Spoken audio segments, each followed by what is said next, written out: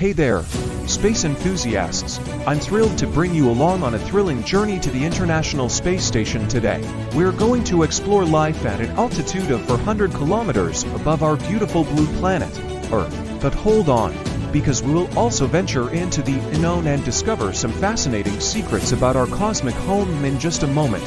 So, let's dive right in. The first thing you might notice upon entering the ISS is the lack of gravity.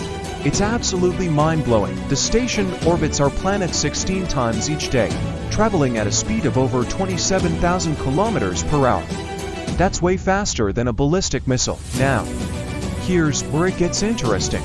Did you know that if we were to abruptly stop the ISS, it would crash into space? That's because there is no air up there, and the station is constantly losing 1 gram of mass every second due to orbital decay. So, without any control or boosters for counteracting this process, we'd end up in space. Talk about an out-of-this-world experience. Thank you so much for joining me on this cosmic adventure.